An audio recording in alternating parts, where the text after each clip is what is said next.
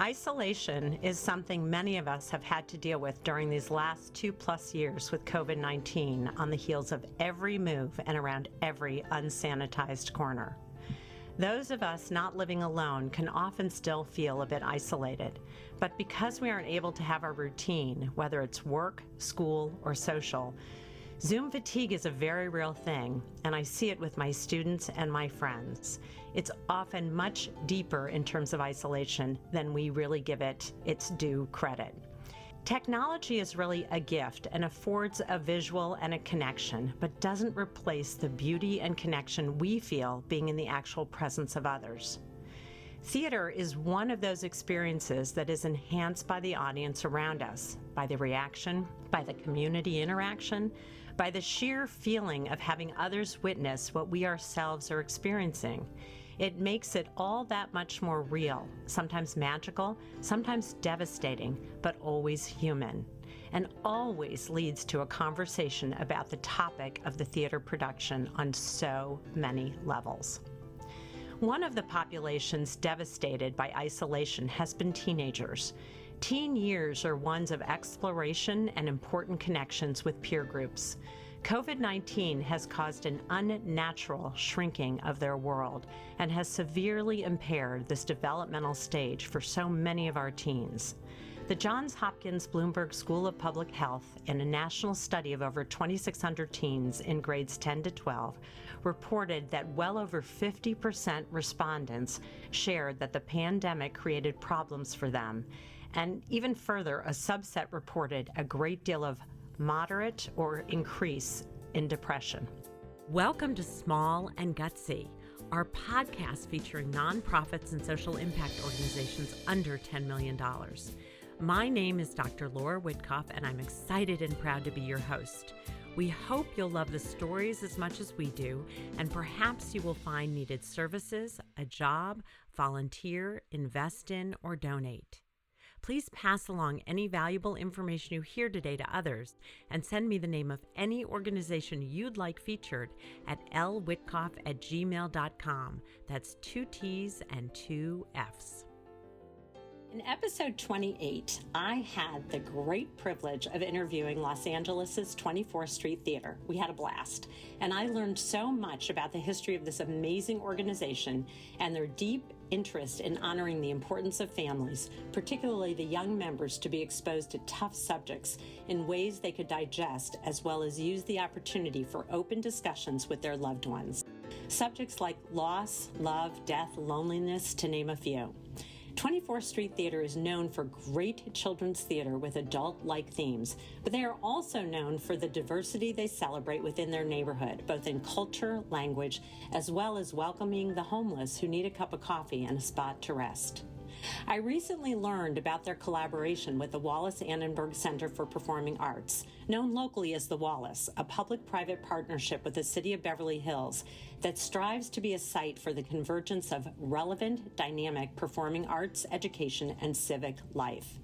The collaboration allows the 24th Street Theater to bring a production to a broader audience, and what a great opportunity for two like-minded entities to spread the word of great, thought-provoking theater. In 2019, 24th Street Theater commissioned the British playwright Mike Kenny, best known for his play Walking the Tightrope, to write an adaptation of the fairy tale Rapunzel. Most of us are very familiar with that. But this was in response to the huge rise in the feeling of isolation among teens. Over the course of the past 2 years of the pandemic, with lockdown, social uprising, election insurrection, climate calamities, global interventions, and war, often bringing tremendous anxiety to all of us, and certainly to the younger generation, the play continued to evolve as the world continued to change. Let me set the scene, and then I can't wait to reintroduce you to 3 of our guests from 24th Street Theater and introduce you to one from the Wallis. It's 1944, and the war rages on in London. With her mom and dad on the front line, Letty is evacuated to the country, where she finds refuge on Miss Pierce's farm. But at what price? Is finding safety for a 12-year-old mixed-race city girl in a rural, homogeneous community akin to isolating her in a tower? What a wonderful metaphor for families to discuss when thinking about feeling isolated, whether due to a pandemic or a challenging peer group. Rapunzel Alone is set to premiere this March in 2 locations, 24th Street Theater and the Wallis. I am absolutely delighted to re-welcome Jay McAdams, Executive Director of 24th Street Theater, Debbie Devine, Artistic Director of 24th Street Theater, Jesus Castanos Chima, also known as Chima, Associate Artistic Director, and Mark Slavkin, Director of Education, The Wallis. So let's get started. Welcome, Jay, Debbie, Chima, and Mark. First, I'd love to know, how did this collaboration come to be? And I'd love to hear about your passion for bringing this kind of theater to young folks. I'm Debbie Devine, and thank you so much for this opportunity, Laura. It's just wonderful to be able to share our passion, as you described it. How it began was the opportunity that we had to do Walking the Tightrope with Mike Kenny several years ago. And I saw in his canon, he had a version of Rapunzel, and it was not quite what was in my mind. You're so right about the isolation that teens were experiencing. So I contacted him and I said, how about another version that really reflects just the social agony that teens are going through? And he said, oh, yes. And it was both a commissioned piece, which it absolutely is, and then the just the joy I've had of collaborating, building it, and dramaturging it with him, and then not sure we were going to be able to get it on the wonderful Wallis stage. We did an audio version of it, and now we're going to do the stage version. So I'm doing cartwheels. Debbie, you use such a great word, agony. I think we have underestimated the feelings of agony. If we can put it in a place like a theater production where people get to digest it in a lens that allows them to have discussions of what it might feel like for someone else, and they've also felt that way, it just makes a beautiful and remarkable catharsis for teens, because then you don't really feel entirely alone. And you know, the teen suicide numbers and everything were off the charts pre-pandemic. Yeah, I mean, it true. was an issue in 2019 that, you know, school districts around the country were trying to resolve. Las Vegas had a huge increase. Yeah. Layer on everything from the last 2 years, and, you know, yikes. Yeah. Mark, I'm going to toss it to you, being the kind of new voice here from the Wallis. The old voice. No, I just want to acknowledge my colleague, Paul Cruz, who recently moved back to the UK, sadly for us. But Paul was instrumental in making this project happen. And for Paul, it always starts with the people more than necessarily the work of art or the show. Paul's like, yeah, we'll get to the show, but tell me about the people. And when he wants to work with folks that he respects, then out of a process of collaboration, the show emerges or the right project emerges. Paul happened to know Mike Kenny separately, which is great. And Paul brought a similar aesthetic. I don't know that Jay and Debbie and I have talked about it, but Paul sort of cringed at the idea of theater for young audiences or children's theater. His instinct was young people can engage with, understand, feel much more than we give them credit for.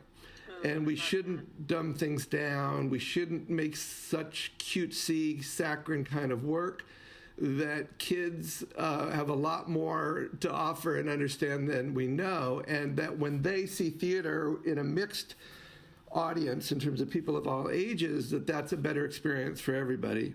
But I think that aesthetic, it's going to be great theater. It's going to be meaningful for all audiences. We think it can be accessible for young audiences, is really important for us at the Wallis. We've done very little that would just be, quote, children's theater. And so I think that value or aesthetic really tracks with how Debbie and Jay kind of devised 24th Street Theater and the work that they do. So it's really been a great match. And I only say I don't want to jinx it, because anytime we can have actors on stage and an audience in the theater right now feels very, very special and a little bit fragile. So fingers crossed that the stars will continue to align, because we can't wait to have this in March. You know, those of us who create work for young audiences or for multi-generational audiences in the U.S. anyway. It's much more sophisticated. The European children's theater model is much more sophisticated than here.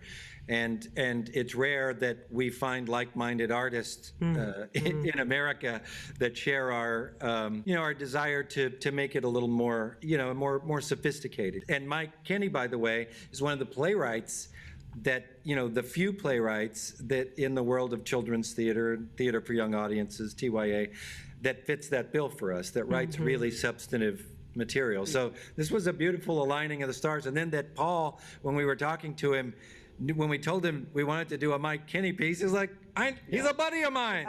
What a wonderful, Jay, both what you and Mark said, in terms of, I think about the concept of thought-provoking isn't a bad thing. And I really appreciated what Mark said about I always think if something is too saccharine, it has the expectation that life reflects that, and it's only that. And so then what do you do when you have alternative feelings, particularly as an older youth or an adolescent? You don't know what to do with those feelings because what you've only been exposed to is what it's supposed to be, and you don't know how to get there.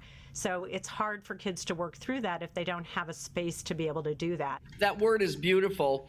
In the education community, which we are very much connected to, a big part of the jargon, the lexicon, the language is, let's make it a safe space. Let's make it a safe space. And that's been misinterpreted to the point that what Mark is saying is there's no risk involved.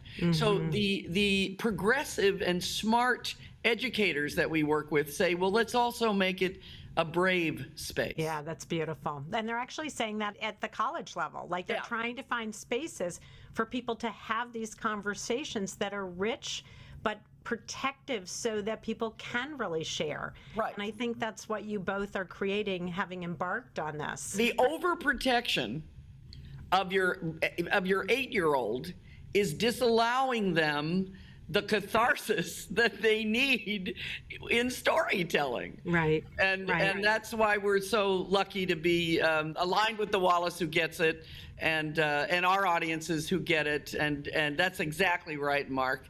To be able to be in a mixed audience where kids look around and maybe they don't understand. Maybe there's an adult crying or a middle school person laughing. They know that they're in a room where something is happening and they need to reach up, and that's a big part of just our brand and our belief. Chima, I want to bring you into the conversation as the Associate Artistic Director. What's your role in this project? And then I want to get to some of the detail of the project. I did get a chance to listen to the audio, so I feel super privileged in that way. Yeah, I'm co-directing with Debbie, which is, I'm very excited about it. Just working next to her because, everybody knows how great Debbie is. And I have to say it because it's true. And because she's the boss, right? Because she's the boss. She's the boss. No, I have to talk. Yeah, I have to say good things about her. So I want to know, for those of you who listened to the last episode, if Chima's going to stay up all night because the bumper of the milk truck doesn't fall off at the right cue. So if you don't know that inside joke, you better listen to the other podcast. We've been working for many years.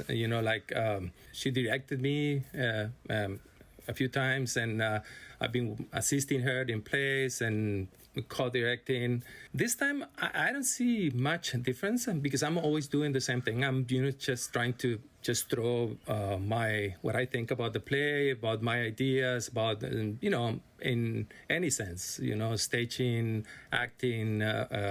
Working with Debbie is everything's about fun, learning while having fun. When Debbie told me about this project, about this play, when I read it, I immediately fell in love with this easy play. That's that's the kind of play that we do. Easy ones. Especially when I saw all these issues that the play was about. The isolation, connection, racial issues, and also because the playwright was Mike Kenny, because we know him from Walking the Tightrope. And I think Mike he's such an amazing playwright. He's very smart and sensitive, and he always finds the right balance especially on these issues, because these are very delicate issues that to deal with. And I think he finds exactly the balance that it needs to go up. What's brilliant about Mike Kenny is he doesn't write any stage directions. Interesting. Only poetry. It's only poetry.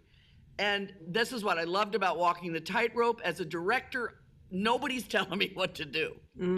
I can do it. I can conceive it. I can figure it out myself. There isn't any. And then she crosses downstage and drinks out of the, This is what's brilliant about Chima, is that he, so here is a blank slate, except for poetry. So together, we've been staging this and trying to problem solve.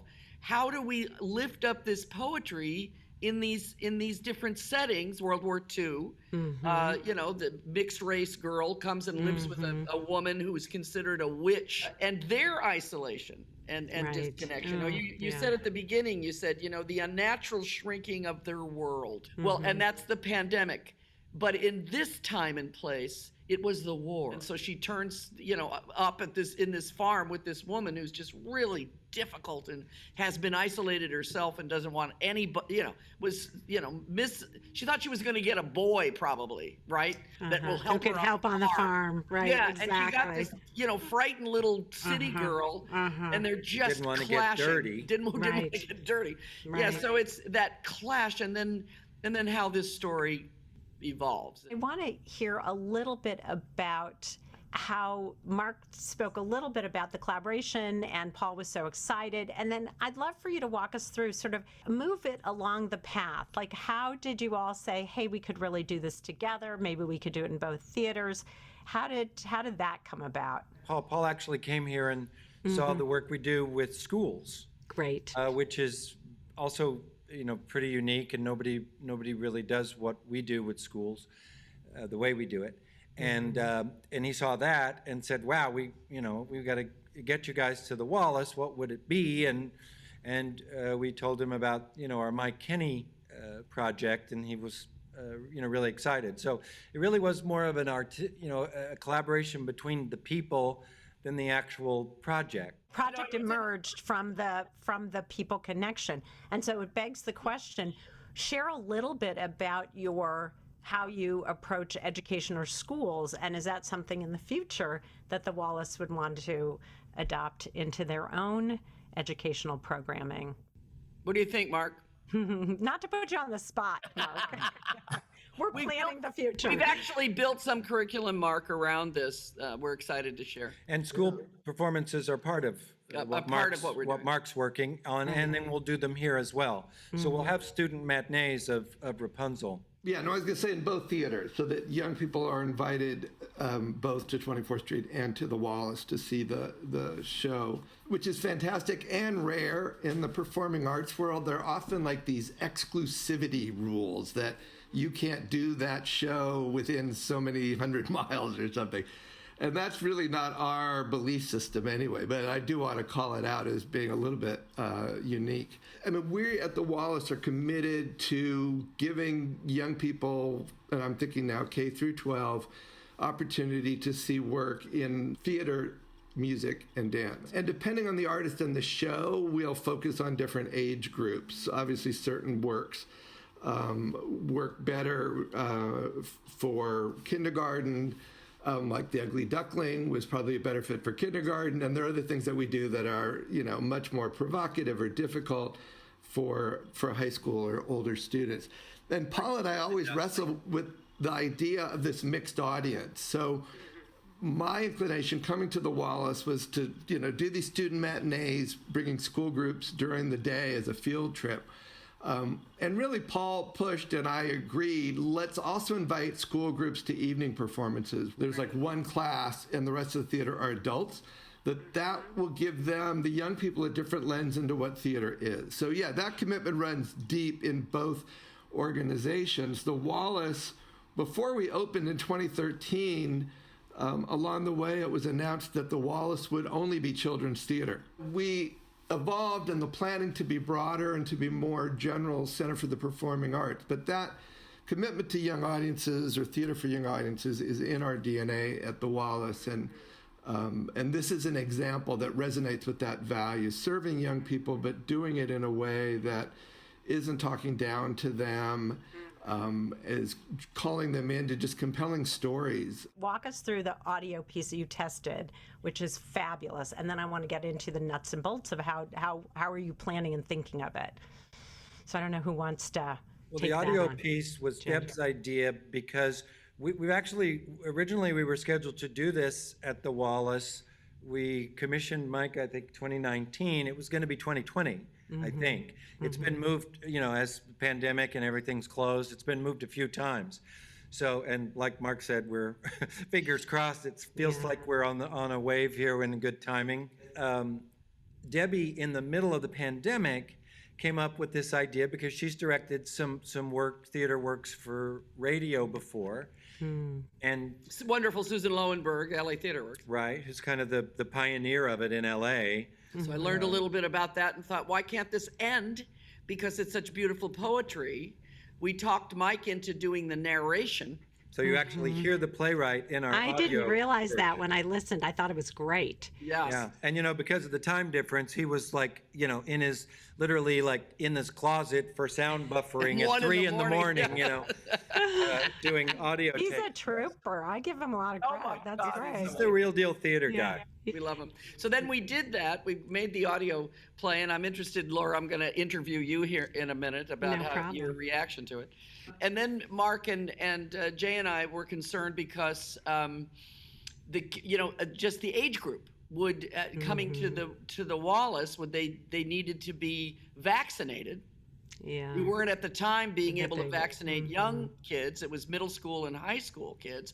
So we wanted to do, how did it play out, the audio to middle school kids? Was it, too childish? Was it just perfect? What was it?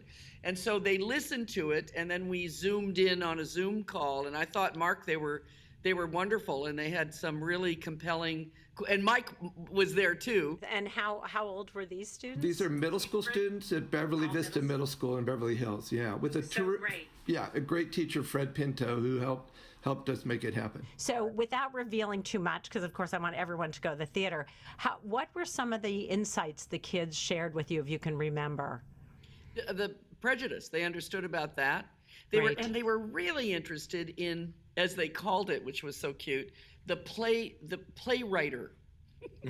Yeah, I love it. They That's really so cute. I wanted to talk to the playwriter, and ask him where he got That's his so ideas, great. I and love it. how he felt about the characters, and we realized it was so great that when Wow. Mark set this up, because we realized it resonated with them. One of the things that was a challenge for this was less for the audio, was casting. We had actors in New York. Yeah, the audio play we did live with an audio engineer online mixing Not everything. live for an audience, but when we recorded. Right, but in real Yeah. time. So that's why Mike was having to record in the middle of the night there. So we had Mike in the UK. We had actors in New York City, Atlanta, and Los Angeles, all Wow. doing scenes together in real time, and then being mixed. And so we were having to hold for thunderstorms in Atlanta, sirens in New York. It was hilarious. It was amazing. I was amazed at how great it was. I felt I was back in the 40s listening on the radio. Well, right. I mean, not that I was born then, but that's what I would have imagined. heard about okay? it. Tell her about it, Mark. How was it in the Oh man! But I really felt the throwback because you hear the planes and you hear. I mean, it was beautifully done. That was Jeff Gardner, our Jeff sound Gardner, designer. he's just genius. Right. And it wasn't on Zoom. It was on a platform called different- Riverside. I was going to say, so unusual to have an existing audio play of a theater piece that allows people of all ages to experience the story in advance. I mean, I would love to have that for everything. Obviously, we don't, but it's a great resource. We've been sharing it with the schools that will be coming to the Wallis. And it's not unlike people who, this sounds funny, but people who saw Hamilton after they had learned all the music. Right. Right. There's Right, something very connecting. And for me, it's like reading a book and then Yes. seeing it come to life. So it reinforces the messaging, and you have an image in your head, and then it might be a different image on the stage, and somehow you merge those. But I think it's all part of that journey of creativity and artistic expression. I can see why those students said they really wanted to understand the process of the playwriter, which I love. I just love that. The live version, the play version, visually, I mean, it's the same script. Much of that sound design that you heard will be done live. So it's the same story, but visually, when I hear it, I hear a very traditional story. Like when I see the movie on the audio version in my head, I'm seeing it very all based in realism. You know, I'm seeing the external scenes out, you know, slopping the pigs and feeding the cows on the farm, that kind of thing. But what Deb and Chima are putting together live for the stage is a very suggestive, a lot of pantomime. Oh, I love it. Video design is a heavy piece of it. You know, the set is scrim, so you'll see things emerging. So it's a very theatrical, visual stage production, which is kind of different than what I heard when I heard the audio. And that's another challenge for us, because, you know, people who have listened to the audio play, you know, they already have their play in their mind. So when they come to see it, they might be disappointed, you know, not seeing what they thought. It's a great point, Chima. And at the same time, hopefully we have the ability in our brains to adapt to being open to an interpretation that we may not have thought of. And again, I go back to those students who were so interested in the process of the playwright, because they have their own stories. And so how do you come up with a way to communicate it that's interesting and engaging? And so there's a lesson in all of this. I remember a long, long time ago, and I lived on the East Coast, I read Ahab's Wife, which is one of still my favorite books. And I had an image, and then I actually went to the whaling town where it was set, and I went on the boats and saw the different components. And it came alive for me in a way that was so moving in a way. And I think the same thing can happen. And I think that you are so well known, from what I gather, of creating an opportunity for the viewer to have whatever you present come to them, and they get to digest it in a certain way. And I love that, because it's different than theater being fed to you. You're requiring something of your audience, not only on a one-to-one, but also in a community, both for adults and for young people to question and not understand or try to figure it out. And I think it's a level of sophistication, Mark, you said this earlier, the young people are quite capable of, not only in thematics, but also in the artistic design. So I commend you all for taking this on, not in a flat way, in a really engaging, creative mechanism to be able to do that. And you have the free reign to do it, which is wonderful. And thank you for that. It is really, it is a huge part of our philosophy, is that theater is practicing your imagination. Yeah, I love that. You absolutely have to, in the work that we do, you've got to see it and believe it and imagine it yourself. That's one of the few art forms left that otherwise, can do that. Right. Otherwise, you know, it's film or do it on film then. We have kind of a rule that we don't do kind of kitchen set realism at our theater. I love that. You rarely see a sofa on our set, and if you do, I'm sleeping on it. In between things. Exactly. Yeah. It also can be the inverse too, Laura. I'm thinking 90% of our viewers who come are not going to have heard it. So it's interesting too to think, well, if they see it first, and then we invite them to listen to it, what would that reaction be? I think that's a great question. And I also have, of course, I have this kind of idea that as people are coming into the theater, wouldn't it be interesting to have it rolling and playing? Kind of a thread of that idea.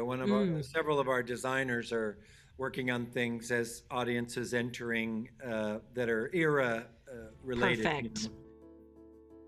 So I want you to share, what are the dates at which theater? Give us the lay of the land here, because I want to get as many people in the LA area to come and visit. We'll be opening here at 24th Street Theater the weekend of March 5th.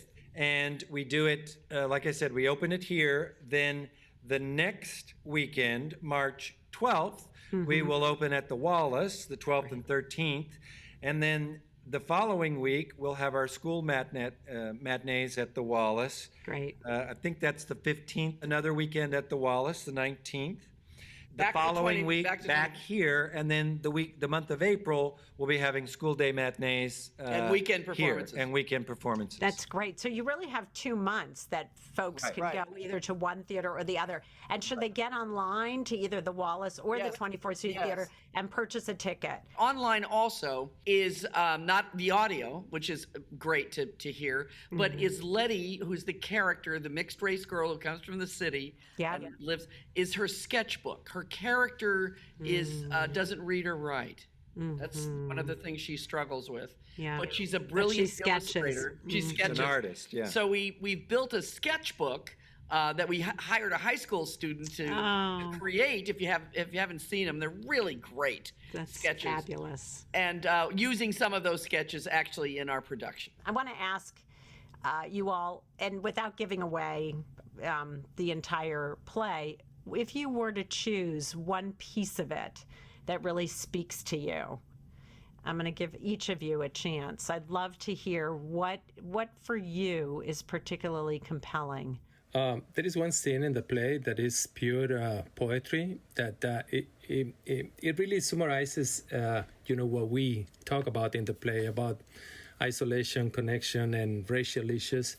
Is where Miss Pierce is trying to explain to Letty why she has decided to be isolated in the farm, and she speaks about nature, about how nature doesn't discriminate. She talks about the trees, the sky, the stars. They are there for us, for all of us. Without any discrimination. So that's the scene that I really love. I mean, I love all of them, but I just thought about that because I really like that one. Well, I love the era because I just think it's really rich. I mean, World War II was just an event like no other, in our history, and it was in an era where there was video, and we know what Winston Churchill looked like and sounded like, and all that kind of stuff. The Blitz, it's all very well documented. So to me, I love that it's historical fiction. But the scene that specifically that to me is my favorite is when at the end you've got some characters conflict, which is the gold of theater, right? But at the end, there's a turning point where you see all of the frustration of these characters melt away, and they just become humans for a minute, dealing with each other. It's where that thing happens with Conrad. I don't want to give it away, but to me that is just such a beautiful moment where nothing matters now but an adult with a child in a real moment, and how do you handle that properly? Don't you wish on some level that we could all get to that place of basic humanity? Oh my gosh. Sorry to say we that, need. but it's like what we need. This is so well timed, you all, which you probably knew anyway, even though it was delayed. It just has this richness. I'm going to be indulgent and do two. One is the other character in the story is a goose. And we've created a brilliant puppet that is manipulated. And that relationship between the goose and the girl, and how you can have a relationship with another species. Oh, I love that.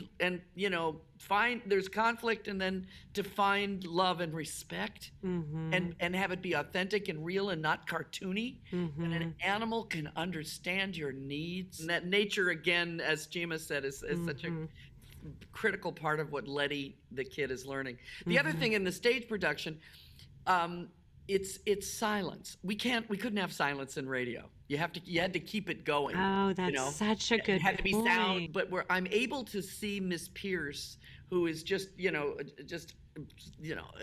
agonizingly armored, to see her vulnerability and her loneliness in silence. That's a delicious thing I'm able to discover. We've been able to discover that you couldn't do on the radio. And it's such an illustration of those of us in our lives who are so well defended or armored, what you used, which is such a beautiful visual, that they cannot risk the vulnerability of softening because their injury is so deep. And so to recognize that, very often children and, teenagers sometimes in situations take that defense as their failure. Right. Versus that something's going on. So to have that be seen in this way is instructive. Mark, what about you? Over the years, I've been involved in several different shows connected to World War II by accident, by design. The ones that are most effective take this epic historic event and make it about a single person or maybe two people. To present it at human scale where otherwise you're lost, that there were like 1 million or 1 billion or 1 trillion people had this, that, or the other happen to them.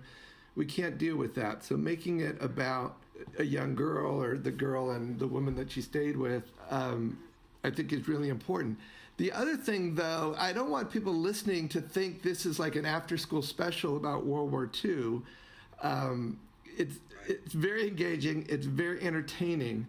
But as we've been planning for this, young people in Afghanistan have been displaced and sent to the United States to try to make a life. Young people sent by themselves from Honduras or other parts of Central America to make it by themselves. Many of them are in LA. We don't even know it, but they're just here in this strange land. So that issue of being alien, being not just isolated, but being different, the racial overlay of being teased or bullied. I just felt so many of those things are so timely and maybe ironic because you think we're pulling from World War II, but the playwright Mike Kenny is alive and well now. So we know that current realities are in his head in addition to all the research and so on. When it's a single individual and it's a piece of her story that we can see ourselves in, we naturally, hopefully, think about current and it's still going on. And I love that you said that because just because it's set as a period piece to an extent, it isn't. It's always great to be able to, and we do this a lot actually, you're making me think about this, is that we have a historic setting so that we can really, talk about now. Talk about death, talk about loneliness, talk about despair, talk about all the things, Dinner's fun at our house. Jealousy. It protects the kids for a minute. Then they let it percolate and they realize, oh, wait, it's about how I feel now. Right. So it's a way to look at now always. We always like to look at now through the past. And it's not Mark's right, this is not a play about World War II and it's not a war play because you think war and kids, what, are you crazy? Yeah. We're looking for that dramatic, edgy, gritty backdrop. Mm-hmm. This is a very sweet play. Yeah. It's a fun play. It's not a dark, awful piece fragile. To bring your children to. It's fragile, actually. But it's about humans. But there's a piece that has to be and should be thought-provoking, where what's great about it is the connection with curriculum, as Mark pointed out in terms of what you can do with it, is you can bring up current events or even someone's own experience, particularly in LA. What a gift, particularly for a class that is kids who from all over. And it's because what you're about is not theater, you're about education and enlightening and engaging and providing a safe space that becomes a brave space. I'm using your language, but it's so true. Mark mentioned scale a while ago. I didn't know until we started doing this project. In Britain, when in 44, when they really leveled London, they sent over 600,000 kids on trains, all the city dwellers in London. And this was a national program that went on for over a year. They put all their kids, pinned a letter to their coats, not knowing where the kids were going to end up, who was going to be taking care of them, how their kid, the government was looking after them and they had chaperones and whatnot, but they made it work. The whole country pulled together. Can you imagine that today? Can you? Everybody together getting along and protecting our children. Even on Zoom, how could that work? But it's a great point that you raise, is what does it take for us to think about the collective, positive versus the individualist, and you have to come together. Should we wear masks?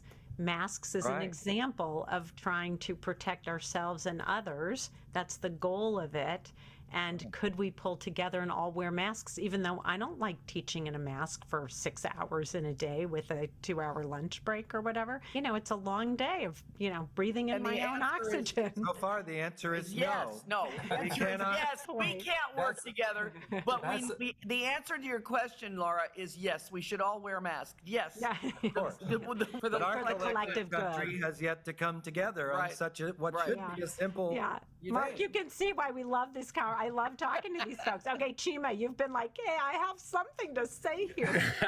No, because I think that's pretty interesting what Jay said about, when you do the research about World War II, you find out about little details that it might not be said in the play, but they're important for us, just to build the general context and for the actors to build their characters and emotions. And, like, for instance, the bombs, the whistle. I didn't know that they built that, the whistle just to scare people even more. Like when the bomb was falling, was they put it on purpose there. And also the handkerchiefs, the families used to write things on the handkerchiefs for the soldiers, just to, they remember them, when they feel alone, like they used to just read the messages on the handkerchiefs. And there were so many things that, that I didn't know. And I found out, when doing the research for the play. It's a beautiful story that has so many different access points for learning and growing. And I really love that you all have taken this on and that two like-minded theaters got together and said, this is important and we want more people to come. And it's remarkable. This episode is sponsored by the Intrinsic Group, my boutique management consulting firm specializing in guiding organizations to leverage talent, optimize processes, and to ensure the organization's narrative is aligned with their culture. If you'd like to sponsor an episode, please reach out to us. To see all the small but mighty organizations we featured, check out our incredible infographics in the stories section of the Intrinsic Group website. So as you all know, but Mark may not know, at the end of my podcast, I always have a round of quick and gutsy questions. What is the top of your wish list for Rapunzel Alone? Because I think that's what we're really talking about. But the answer can't be money or funding. So what is at the top of your wish list? Audience! Just to be able to run all the season. I think my wish list would be that it carries on at other theaters in the future, and more people that see the work, the better. It's a beautiful piece of art. Yeah, that's the whole premise behind Small and Gutsy. The more we can get it out there, the more visibility comes your way. And Mark, what about you for Rapunzel Alone? Yeah, just that as young people are leaving the theater and getting back on the school bus, that we have changed the arc of their growth and development, if even a little bit, to give them new ways of seeing the world, new ways of thinking about themselves, new ways of thinking about those who are different than them. I mean, if we just get a little of that into their heads, to me, that would be really successful. Okay, that's actually my answer. I want that too. Yeah, me too. Mark, you're officially elected as the spokesperson for the top of the wish list for Rapunzel Alone. We just elected you.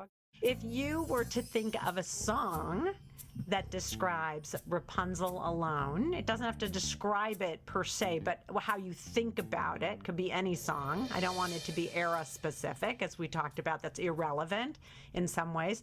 What would it be? So what song comes to mind when you think of Rapunzel Alone? You Are My Sunshine? Oh, God. I love it. Green by Joni Mitchell, a story of having to let go of her daughter and put her up for adoption or have them go away and live with the father. And just the mother's ache of being separated from their child, but thinking it's for the right reason. Think of all those people who did put their kids on a train because they didn't want them to be bond, right? I mean, it's beautiful. It's great. That's wonderful. I love that.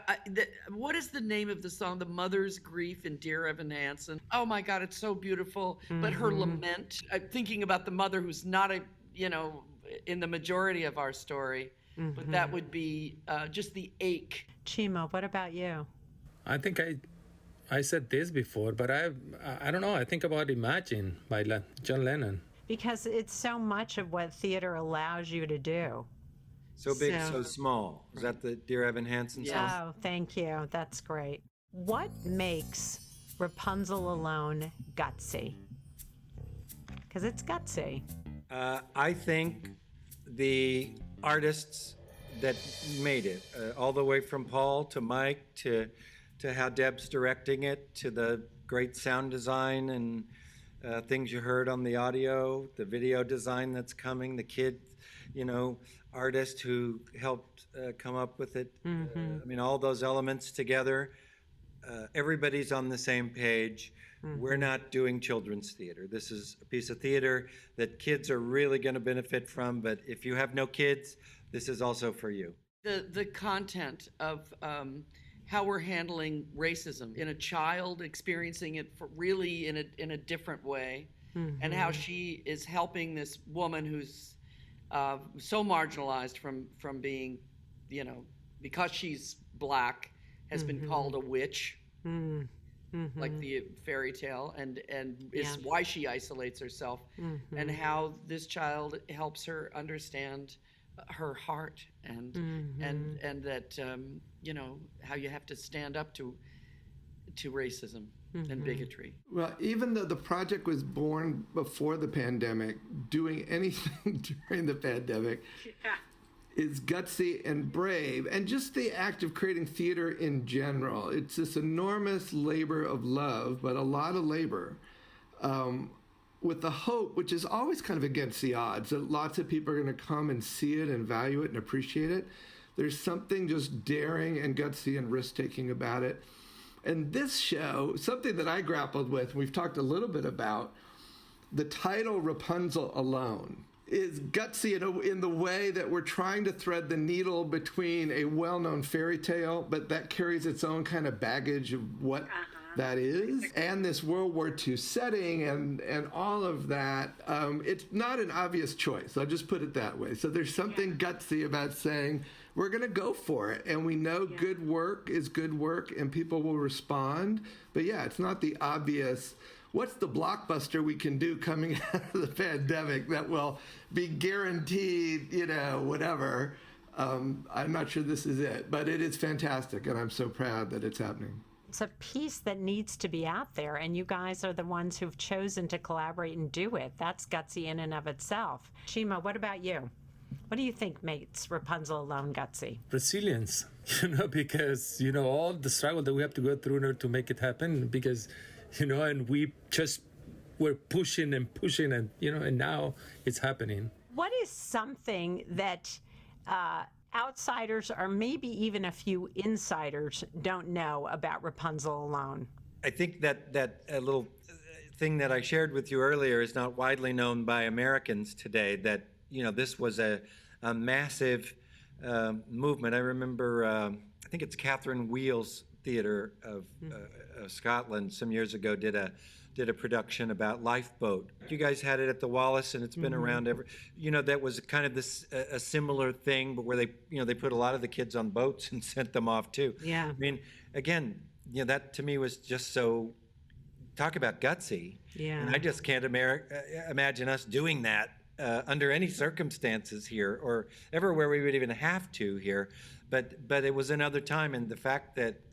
To me, that's just a stunning fact that's a little jaw-dropping, that it worked out, that they took care of each other. Yeah. Debbie, Mark, and Chima, what is something that outsiders or maybe a few insiders don't know about Rapunzel Alone? Well, originally it was written with, as Mike and I worked on it together, for 5 characters. Interesting. And so we created it, and he didn't know who was going to be the narration. He didn't know who was going to narrate it. We were going to give a narration to each one of the characters so they would come out, break the fourth wall and do a little narration. And when I said, you narrate it and we'll just do the audio. And now that's what the stage production is. Him doing the audio, and we've got it down to 3 characters, 3 actors that are carrying this story. Well, I would just build on what Debbie said, and I'm hearing this sort of secondhand a little bit through Paul Cruz, our artistic director. But the show was born before the pandemic, and when the pandemic happened, it made Paul think differently about it and encouraging some new looks to make it relevant in this once in a billion lifetime moment. And that may not be obvious to everybody coming to see it, but it is life influencing art, art influencing life. Yeah. And Chima, what about you? Anything that comes to mind? Not everybody knows that there is a radio version of it that is available to listen to it. And the sketchbook, people Yes. And a sketchbook, exactly. That's another one. One last question from my quick and gutsies. If you could get one celebrity or influencer to talk about Rapunzel Alone, to get people to come to the theater during these 2 months, who might that be? Who do you want to bring on and say, you got to help us get as many people here? It's so important.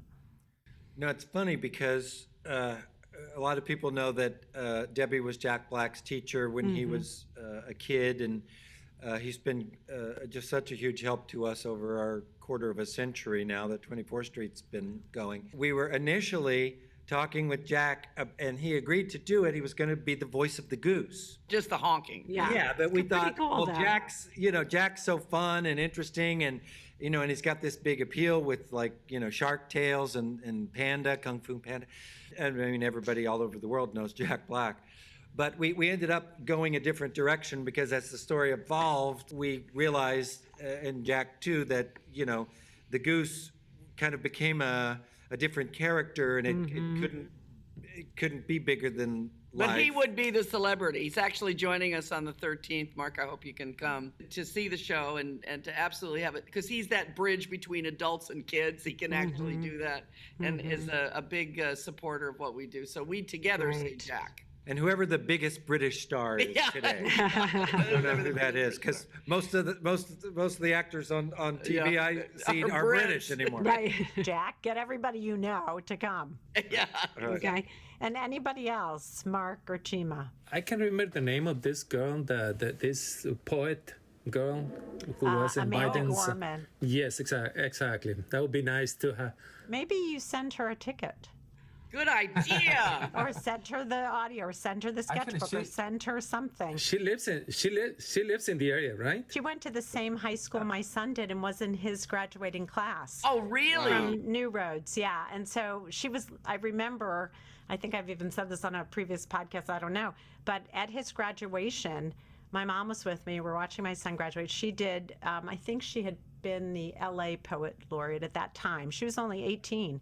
She has a twin sister. She got up and did a speech for the class, the class speech or a poem. I just remember turning to my mother and saying, oh my, she's amazing. And this was well before her notoriety. She just could put language and words together in the most beautiful way that I, much older than 18, still can't do. She's just remarkable. So yes, I love that. Great response. Yeah. And Mark, what about you? Meghan Markle. Great idea. Actually, great idea. She's also little, as we know. Yep. You guys are just a wealth of ideas. That's all I'm going to say. So You're like our agent. I love it. I love you guys. All of you collectively. I could do this. I could just focus my podcast on your theater productions over the. I would let. Nothing would make me happier. Okay. So, okay, you got a date, and we'll see. So we're getting to the place where I want you to share the website where folks need to go to purchase, listen to the audio if they choose to, the sketchbook, anything. So. Debbie and Jay, you start the website and where they go for 24th Street Theater, and then Mark for the Wallis.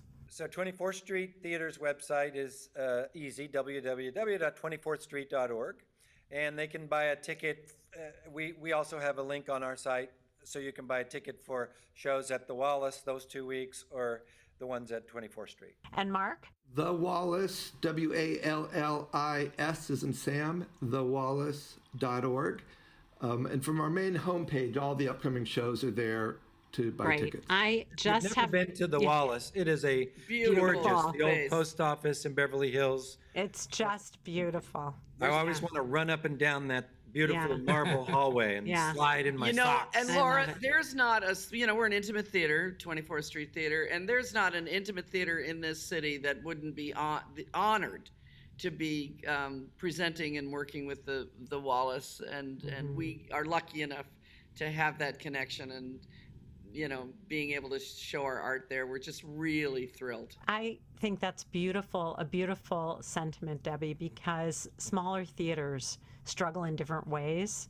And to be able to partner with a presence like the Wallis is beautiful for both of you. But I understand that this is an opportunity for the Wallis to really embrace the city of LA in a way that is beautiful for the whole city. And so I appreciate that this occurred, and I am incredibly grateful that you all have spent the last bit of time with me for this interview. It was enlightening, wonderful, always enjoyable, and it's great to see familiar faces, and Mark, to see you again. Even though I hadn't interviewed you before, anytime in the future. And Debbie, Jay, and Chima, I'm a huge fan. So, it's mutual. It's always mutual. a pleasure, Laura. True. I think you guys are inspiring, and I'm always in awe. And from the first time I met Debbie, Jay, and Chima, I was like, these are my friends. I like them. And Mark and I have known each other, so we've had that experience in person. And so this was just something I was super excited about, and so grateful that you could all make the time. You allow me to go to some deep places with you that touch my heart, and I want you all You're to a great know interviewer. Yeah, Laura, you really are a very good, I'm saying this objectively here. You really are a very good interviewer and quite the wordsmith.